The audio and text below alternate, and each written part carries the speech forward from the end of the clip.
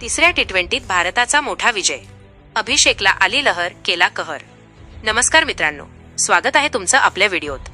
गुवाहाटीतील तिसऱ्या टी20 भारताने लाजवाब असा विजय मिळवत मालिकेत 3-0 अशी अजय आघाडी घेतली. ओपनर अभिषेक शर्माची वादळी खेळी पाहायला मिळाली. अभिषेकने न्यूझीलंडच्या गोलंदाजांना सळो की पळो केले, कारण त्याने केवळ 14 चेंडूत अर्धशतक ठोकले. त्याने त्याचा गुरु युवराज सिंगच्या रेकॉर्डची बरोबरी केली. त्यामुळे तो आता युवराज सिंगसह भारतासाठी सर्वात जलद अर्धशतक लगावण्याच्या बाबतीत दुसऱ्या क्रमांकावर आला आहे. अभिषेकने आपल्या खेळीत केवळ 20 चेंडूत 7 चौकार 5 षटकारांसह 68 धावा केल्या. तर त्यानंतर सूर्याची देखील बॅट तळपली. सूर्याने 26 चेंडूत 6 चौका 3 षटकारांसह 57 धावा केल्या.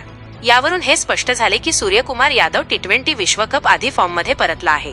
ईशान किशनने देखील ताबडतोब 28 धावांचे योगदान दिले होते. त्याआधी न्यूझीलंडने भारतासमोर प्रथम फलंदाजी करताना 156 धावांचे टार्गेट दिले होते. जसप्रीत बुमराह, हार्दिक पांड्या आणि बऱ्याच दिवसांनंतर संघात परतलेल्या रवी बिश्नोईने धारदार गोलंदाजी केली होती. बुमराहने 3 तर हार्दिक आणि बिश्नोईने 2-2 विकेट्स घेतल्या. किवींनी दिलेले 156 धावांचे टार्गेट भारताच्या मोठ्या फलंदाजी पुढे छोटे ठरले. अभिषेक आणि कर्णधार सूर्यकुमार यादवच्या अफलातून फटकेबाजीमुळे हे आव्हान भारताने 10 ओव्हरमध्येच पार करत मालिकेवर कब्जा केला.